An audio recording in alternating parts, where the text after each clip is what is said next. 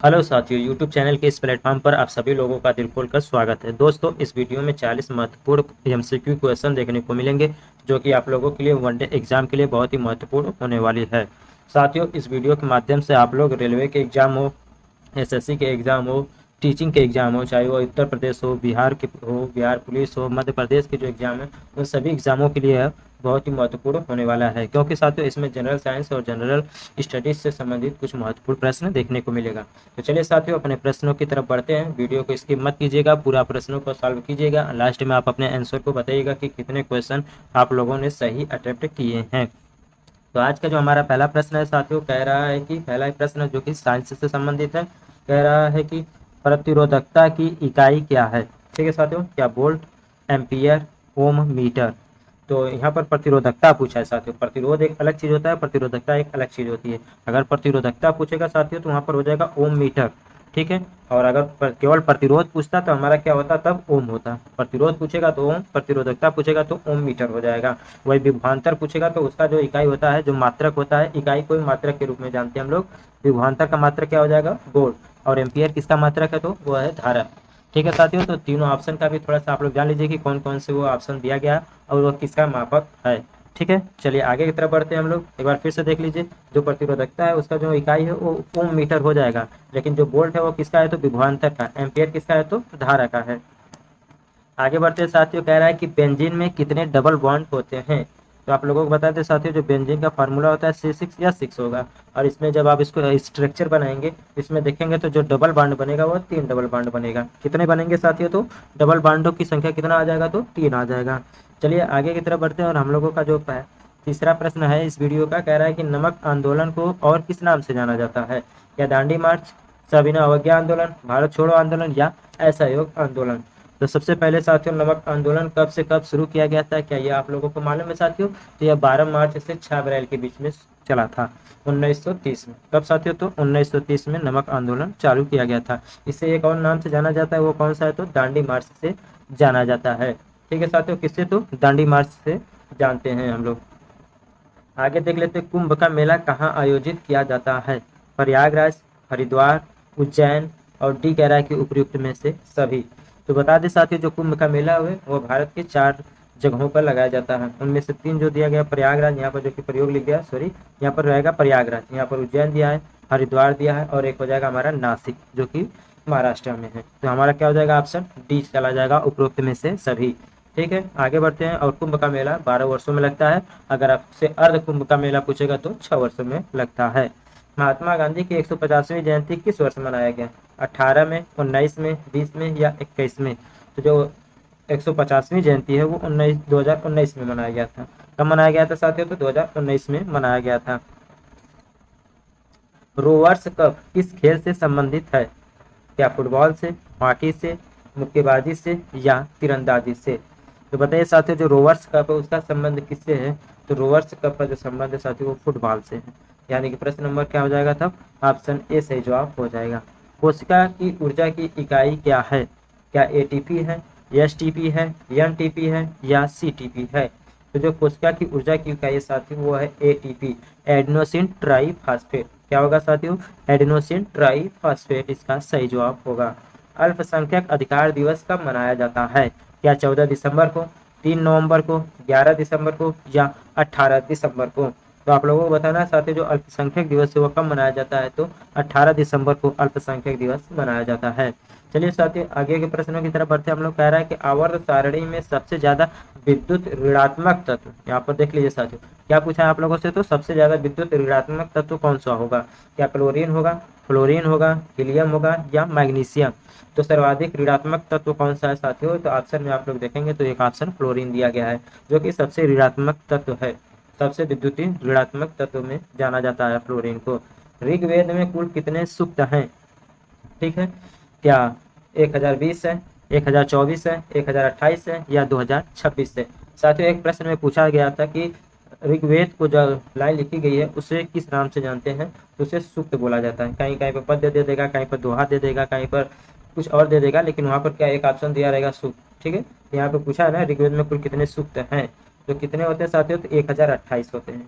ऋग्वेद में टोटल 1028 सूक्त होते हैं। रात में पेड़ कौन सी गैस छोड़ती है? Oxygen, carbon dioxide, carbon monoxide. D कह रहा है कि इनमें से कोई नहीं। तो रात में जो पेड़ है साथियों वो कार्बन डाइऑक्साइड गैस छोड़ते हैं, इसलिए रात्रि के समय पेड़ के नीचे नहीं सोना चाहिए। सबसे मुख्य कारण यही है, अगर आपसे प्रश्न पूछता है साथियों कि रात्रि में पेड़ के नीचे क्यों नहीं सोना चाहिए, क्योंकि रात में क्या करते हैं पेड़, तो CO2 यानी कि कार्बन डाइऑक्साइड का गैस जो है छोड़ते हैं। चलिए आगे बढ़ते हैं। देश का पहला AI और रोबोटिक टेक्नोलॉजी पार्क कहाँ लॉन्च किया गया? बेंगलुरु में, अहमदाबाद में, सूरत में या मुंबई में? तो सबसे पहला रोबोटिक टेक्नोलॉजी पार्क कहाँ शुरू किया गया साथियों? तो बेंगलुरु हो जाएगा। यानी कि प्रश्न नंबर 12 का क्या हो जाएगा तब? ऑप्शन ए सही जवाब हो जाएगा। न्यूलैंड का जो अष्टक नियम है वो किस तत्व तक लागू होता है? कैल्शियम, मैग्नीशियम, सोडियम या हाइड्रोजन? तो जो अष्टक नियम है साथियों वो कैल्शियम तक ही लागू होता है। जो न्यूलैंड का जो अष्टक नियम है साथियों वो कैल्शियम तक ही लागू होता है। आगे बढ़ते कह रहा है कि केंद्रीय भाषा संस्थान कहाँ है? क्या पुणे में है, नासिक में है, भोपाल में है या मैसूर में है? तो यहाँ पर साथियों कभी कभी हिंदी संस्थान लिख सकता है, विज्ञान संस्थान लिख सकता है, यहाँ पर आपसे भाषा संस्थान पूछा है। भाषा संस्थान में हमारा क्या हो जाएगा? तो मैसूर हो जाएगा, जो कि कर्नाटक में है। अगर आपसे हिंदी संस्थान पूछता साथियों तब हमारा वाराणसी हो जाता है। विज्ञान संस्थान पूछता साथियों तब हमारा क्या हो जाता? तो ये प्रयागराज हो जाता है। निर्भया योजना किस राज्य के द्वारा शुरू किया गया था? मध्य प्रदेश, उत्तर प्रदेश, आंध्र प्रदेश, छत्तीसगढ़? तो निर्भया योजना साथियों वो उत्तर प्रदेश के द्वारा शुरू किया गया यह योजना है। ठीक है, आगे बढ़ते हैं। हम लोग कह रहा है कि वन्य जीव संरक्षण अधिनियम कब लागू हुआ था? क्या 1972 में, 1978 में, 75 में या 1969 में? तो जो वन्य जीव संरक्षण अधिनियम है साथियों वो 1972 में शुरू किया गया था। वही पर्यावरण संरक्षण जो अधिनियम है वो कौन सा है? तो 1986 में हुआ था। अमीबा अपना भोजन किसके माध्यम से ग्रहण करते हैं? कूटपाद, भित्ति, कुंभी? डी कह रहा है कि इनमें से कोई नहीं। तो अमीबा अपना भोजन किसके माध्यम से ग्रहण करते हैं साथियों? तो कूटपाद के माध्यम से। यानी कि प्रश्न नंबर 17 का तब क्या हो जाएगा? तब ऑप्शन ए सही जवाब हो जाएगा। सबसे बड़ी नदी द्वीप माजुली किस नदी पर है? महानदी पर, ब्रह्मपुत्रा पर, नर्मदा पर या कावेरी पर? तो इस प्रश्न के साथ साथ एक दो प्रश्न एक्स्ट्रा जानकारी दे रहा हूँ। सबसे पहले जो द्वीप माजुली है वो किस नदी पर है? तो ब्रह्मपुत्रा नदी पर है। कहाँ पर, किस नदी पर? तो ब्रह्मपुत्रा का। ब्रह्मपुत्रा नदी जो है तिब्बत से होकर भारत में प्रवेश करती है। तिब्बत में इसे सांगपो के नाम से जानते हैं और यह भारत में अरुणाचल प्रदेश से भारत में प्रवेश करती है। तो किस राज्य से साथियों? तो अरुणाचल प्रदेश से ब्रह्मपुत्रा नदी भारत में प्रवेश करती है। आगे बढ़ते हैं। कौन सी नदी मध्य प्रदेश से निकलकर अरब सागर में गिरती है? सोन नदी, लूनी नदी, ताप्ती नदी या क्षिप्रा नदी? तो मध्य प्रदेश से निकलने वाली नदी जो कि अरब सागर में जाकर गिरती है वो है ताप्ती नदी। कौन है साथियों? तो ताप्ती नदी जो है वो मध्य प्रदेश से निकलती है और अरब सागर में जाकर गिरती है। टोल अधिनियम कब पारित हुआ? 1930 में, 1851 में, 1965 में या 1869 में? तो साथियों जो टोल्स अधिनियम है वो 1851 इसका सही जवाब होगा। क्या होगा साथियों? तो 1851। अनुच्छेद 24 के अनुसार कितने वर्ष से कम उम्र के बच्चों को कारखानों में काम करने पर रोक लगाया गया है? क्या 18 वर्ष, 16 वर्ष, 21 वर्ष या 14 वर्ष? तो अनुच्छेद 24 के अनुसार कितने हैं साथियों? तो 14 वर्ष हो जाएगा। यानी कि प्रश्न नंबर 21 का क्या हो जाएगा? तब ऑप्शन डी सही जवाब हो जाएगा। पंचमढ़ी बायोस्फीयर रिजर्व में कौन सा पशु संरक्षित है? चिंकारा, नीलगाय, हाथी या भालू? तो जो पंचमढ़ी बायोस्फीयर रिजर्व साथ है उसमें जो है चिंकारा जानवर है। ठीक है दोस्तों, कौन सा जंतु है? तो चिंकारा। राज्यसभा के महासचिव की नियुक्ति कौन करता है? क्या राष्ट्रपति करता है, उपराष्ट्रपति करता है, प्रधानमंत्री करता है? डी कह रहा है कि इनमें से कोई नहीं। तो जो राज्यसभा के जो महासचिव होते हैं साथियों वो उपराष्ट्रपति के द्वारा नियुक्त किए जाते हैं। किसके साथियों? तो किसके द्वारा? उपराष्ट्रपति के द्वारा नियुक्त किए जाते हैं। और आप लोगों को बताना साथियों जो उपराष्ट्रपति की नियुक्ति है संविधान के किस अनुच्छेद में दिया गया है, और जो राष्ट्रपति की उपराष्ट्रपति की नियुक्ति है वह किस देश के संविधान से लिया गया है? व्यापार करने का अधिकार किस देश के संविधान से लिया गया है? बताइए साथियों। ब्रिटेन, जापान, ऑस्ट्रेलिया या अमेरिका? यह प्रश्न साथियों आप लोगों के लिए है और आप लोग बताइएगा कि व्यापार करने का जो अधिकार दिया गया है वो संविधान के किस देश से लिया गया है? भारत की जो पहली पैरा बैडमिंटन अकादमी है साथियों वो कहाँ पर स्थापित किया गया है? क्या लखनऊ में, कानपुर में, प्रयागराज में या वाराणसी में? तो जो भारत की सबसे पहली बैडमिंटन अकादमी है साथियों वो सबसे पहले लखनऊ में खोली गई थी। कहाँ पर साथियों? तो लखनऊ में खोली गई थी, इसलिए 25 नंबर में क्या हो जाएगा? तब ऑप्शन नंबर ए सही जवाब हो जाएगा। भेल की स्थापना किस वर्ष हुई थी? 1965 में, 1964 में, 1978 में या 1966 में? तो सबसे पहले साथियों आप लोगों को बता दें, जो भेल की स्थापना है वो 1964 में हुई थी। कब हुई थी साथियों? तो 1964 में। वही भेल की अगर फुल फॉर्म के बारे में पूछेगा साथियों, तो भेल से बी से हो जाएगा भारत, एस से हो जाएगा हैवी, ई से हो जाएगा इलेक्ट्रिकल, एल से हो जाएगा लिमिटेड। एक बार आप फिर से सुन लीजिए साथियों, बी से भारत, एच से हैवी, ई से इलेक्ट्रिकल और एल से क्या हो जाएगा? तो लिमिटेड हो जाएगा। खेलों में डोपिंग को रोकने के लिए कौन सी संस्था काम करती है? तो एक संस्था होता है साथियों WADA। कौन होता है साथियों? तो WADA। ठीक है, बताइए। WADA। तो ये क्या करता है? तो डोपिंग को रोकने के लिए यह कार्य करता है। ठीक है साथियों, वही इसकी स्थापना कब किया गया था? तो 1999 में किया गया था। कब किया गया था साथियों? तो 1999 में किया गया था।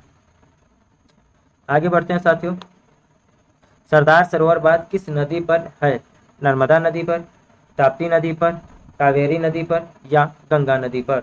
तो सरदार सरोवर जो बांध है वो नर्मदा नदी पर स्थित है, मध्य प्रदेश में। किस राज्य सरकार ने पूरे राज्य में छत पर वर्षा जल संचय अनिवार्य कर दिया है? तेलंगाना ने, केरल ने, तमिलनाडु ने या हरियाणा ने? तो किस राज्य सरकार ने पूरे वर्ष जल संचय के लिए बोला है साथियों? तो हो जाएगा तमिलनाडु। यानी कि 29 नंबर में क्या करेंगे? तब ऑप्शन सी सही जवाब करेंगे। अर्जुन की छाल किस बीमारी के उपचार में काम आती है? टीबी के, कुष्ठ रोग के, हृदय रोग के, डी कह रहा है कि टाइफाइड में? तो जो अर्जुन की छाल है साथियों वो हृदय रोग में उपचार में काम आता है। जैसे मलेरिया में सिंकोना का जो वृक्ष होता है उसके द्वारा मलेरिया रोग का इलाज किया जाता है, ऐसे जो हृदय रोग के रोगी होते हैं उन्हें अर्जुन की छाल से इनका उपचार किया जाता है। उपभोक्ता संरक्षण अधिनियम किस वर्ष लागू किया गया था? 1980 में, 85 में, 88 में और 86 में? तो जो उपभोक्ता संरक्षण अधिनियम साथियों 1986 में। वही पर्यावरण संरक्षण अधिनियम भी 1986 ही है। तो दोनों कौन सा है? तो 1986 का ही है। 2005 में कौन सी शास्त्रीय भाषा जोड़ी गई थी? उर्दू, संस्कृत, मैथिली, डोंगरी? तो किसे जोड़ा गया था साथियों? तो संस्कृत को जोड़ा गया था। सबसे पहले शास्त्रीय भाषा में 2004 में तमिल भाषा को जोड़ा गया था। आवर्त सारणी में बाएं से दाएं जाने पर जो परमाणु त्रिज्या है, एक बार आप देख लीजिए, बाएं से दाएं जाने पर जो परमाणु त्रिज्या है वो क्या हो जाएगी? बढ़ेगी, घटेगी, अपरिवर्तित रहेगी? डी कह रहा है कि इनमें से कोई नहीं। तो जब आप बाएं से दाएं की तरफ जाएंगे साथियों, एक बार फिर से समझ देखें कि बाएं से दाएं जाने पर जो परमाणु त्रिज्या है वो घटती है। क्या होता है साथियों? तो घटता है। मधुमेह रोग किस कमी से होता है? इंसुलिन की कमी से, आयोडीन की कमी से, कैल्शियम की कमी से या पोटेशियम के कमी से? तो मधुमेह रोग जो है वो इंसुलिन की कमी से होता है। किसके साथियों? तो इंसुलिन की कमी से होता है। यानी कि 34 का तब क्या होगा? Option A. आयोडीन की कमी से घेंगा रोग हो जाता है। ठीक है साथियों, आयोडीन का पूछता तो घेंगा रोग हो जाता। नीति आयोग का जो अध्यक्ष कौन होता है? क्या उपराष्ट्रपति होते हैं, प्रधानमंत्री होते हैं, राष्ट्रपति होते हैं? डी कह रहा है कि इनमें से कोई नहीं। तो जो नीति आयोग के अध्यक्ष साथियों वो कौन होते हैं? तो देश के प्रधानमंत्री होते हैं। वर्तमान में नीति आयोग के जो अध्यक्ष हैं वो नरेंद्र मोदी जी हैं। आगे बढ़ते हैं। भारत में सबसे पहले साहित्य का नोबेल पुरस्कार कब दिया गया था? तो सबसे पहले जो साहित्य का नोबेल पुरस्कार है साथियों, सबसे पहले आपको बता दें कि 1913 में दिया गया था। क्या गीतांजलि श्री को दिया गया है, रविंद्रनाथ टैगोर को, कैलाश सत्यार्थी को या हरिप्रसाद चौरसिया को? तो जो साहित्य का नोबेल पुरस्कार है साथियों वो रविंद्रनाथ टैगोर को दिया गया था। किसे साथियों? तो 1913 में रविंद्रनाथ टैगोर को दिया गया है। वही कैलाश सत्यार्थी बचपन बचाओ के लिए 2014 में इन्हें नोबेल पुरस्कार मिला था। कब साथियों? तो 2014 में इन्हें यूसुफ मलाला जई के साथ शांति के लिए 2014 में नोबेल पुरस्कार दिया गया था। लोक नियोजन के विषय में अवसर की समता किस अनुच्छेद में वर्णित है? अनुच्छेद 16, अनुच्छेद 14, अनुच्छेद 18, अनुच्छेद 21? तो क्या होगा साथियों? तो अनुच्छेद 16 इसका सही जवाब होगा। यानी कि 37 का तो क्या हो जाएगा? तो ऑप्शन ए सही जवाब हो जाएगा। राष्ट्रीय महिला दिवस कब मनाया जाता है? 13 मार्च, 13 फरवरी, 13 अप्रैल, 13 मई? तो कब मनाया जाता है राष्ट्रीय महिला दिवस साथियों? तो 13 फरवरी को यह मनाया जाता है। कब साथियों? तो 13 फरवरी को राष्ट्रीय महिला दिवस मनाया जाता है। अगर अंतर्राष्ट्रीय पूछता तो हमारा क्या हो जाता? तब 8 मार्च। 13 फरवरी को राष्ट्रीय महिला दिवस मनाया जाता है। भारत में पवन ऊर्जा का सबसे बड़ा उत्पादक राज्य कौन है? क्या हरियाणा है, तमिलनाडु है, उत्तर प्रदेश है? डी कह रहा है कि कर्नाटक। तो जो पवन ऊर्जा में सबसे बड़ा उत्पादक राज्य में आता है साथियों वो है तमिलनाडु। कौन है साथियों? तो तमिलनाडु इसका सही जवाब होगा। इंडियन ऑयल कॉर्पोरेशन लिमिटेड की स्थापना कब हुई थी? 30 जून 1959 में, 30 जून 1960 में, 13 जून 1959 में? बताइए साथियों कि क्या सही जवाब हो जाएगा? तो इस प्रश्न का होगा ऑप्शन नंबर ए, 30 जून 1959 को इंडियन ऑयल कॉरपोरेशन लिमिटेड की स्थापना किया गया था। और साथियों, अगर वीडियो पसंद आए हो तो लाइक शेयर सब्सक्राइब जरूर कीजिएगा, अपने दोस्तों में से सेंड जरूर कीजिएगा। साथियों, वीडियो पर पहली बार आए तो चैनल को सब्सक्राइब कर लीजिए और वीडियो देखने के लिए बहुत बहुत धन्यवाद साथियों।